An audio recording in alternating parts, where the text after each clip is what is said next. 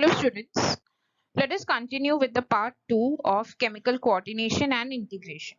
So in the first video, we learned about endocrine glands and hormones, how the human endocrine system works, hormones of heart, kidney and gastrointestinal tract is what we are going to cover in this video. We'll also learn about the mechanism of hormone action. So the atrial wall of heart produces a peptide hormone called atrial natriuretic factor. When the blood pressure increases, this factor causes dilation of blood vessels to reduce the blood pressure. As you can see in the picture, the blood vessels will become wider, that is what is dilation. So when this happens, there is more area for the blood to move. So this will reduce the blood pressure because we all know that pressure is inversely proportional to area.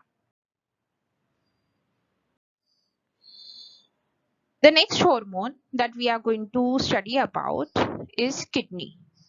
Kidney produces erythropoietin, which is basically a peptide hormone. This erythropoietin stimulates erythropoiesis, that is, it stimulates formation of red blood cells which carry oxygen around our body. The gastrointestinal tract also produces some peptide hormones like gastrin. Gastrin stimulates gastric glands to produce HCl. We all know about the role of HCl, hydrochloric acid, in digestion. It neutralizes all the bacteria which might be there in the food and also is responsible for the acidic environment in the stomach. It also produces pepsinogen. Another hormone produced by the GI tract is secretin, which stimulates exocrine pancreas to secrete water and bicarbonate ions. The other hormone is gastric inhibitory peptide, which inhibits the gastric secretions. The next one is cholecytokinin, which stimulates secretion of bile from the gallbladder and pancreatic enzymes from the pancreas. Several other non-endocrine tissues secrete hormones which are called as growth factors. So these growth factors are essential for the normal growth of tissues, their repair and regeneration. A human grows throughout his life, so this is where all these growth factors will come in. Based on the chemical nature of the hormones, we can classify them into the following types: peptide, polypeptide or protein hormones. These would include hormones like insulin, glucagon, pituitary hormones, hypothalamic hormones. Then we have steroids, which include the cortisol, testosterone, estradiol and progesterone. Then we have iodothyronines, that is basically the thyroid hormone. Then there are also amino acid derivatives which include adrenaline and non-adrenaline.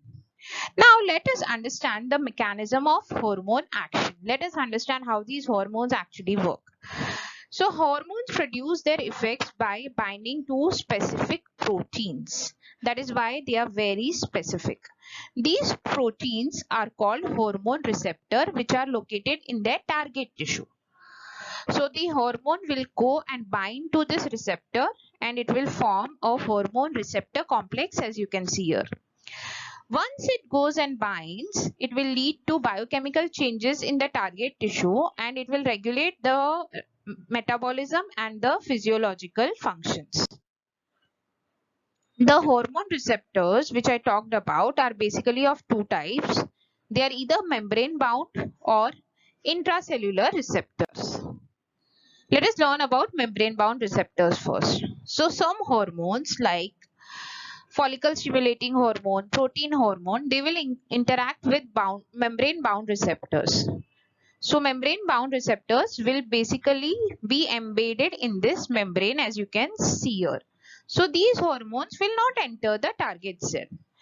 This generates second messengers like cyclic AMP, calcium, which will cause further biochemical responses. So in this way, the cellular metabolism will be regulated and this causes the physiological effects. So how it works is that the hormone binds to the receptor. It forms a hormone receptor complex which causes a response. This response generates another response which is by the secondary messenger, and this causes some biochemical responses which ultimately lead to a physiochemical response. For example, if we look here, this hormone will come and bind here to the membrane, right? Then this will cause the ATP to be converted into CAMP. This CAMP will activate the protein kinase, which is a biochemical response, and this will activate specific enzymes which will cause the substrate to bind to their product, and ultimately all this will lead to a physiological response. Next, let us learn about intracellular receptors. So some hormones interact with intracellular receptor.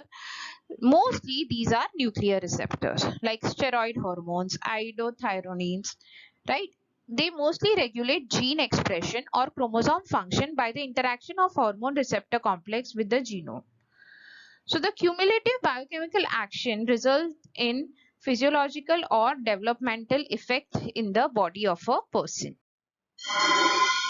So if we look at these intercellular receptors, then how they'll work is that a hormone, like for example an estrogen, will go and bind to a receptor. It will form a hormone receptor complex. This will stimulate the genome. This will lead to the formation of mRNA, that is the messenger RNA. Because of this messenger RNA, there will be formation of protein, and in turn, this will lead to a physiological response. Physiological response can be anything like a tissue growth or differentiation of the cells. I hope you understood this chapter properly. Thank you.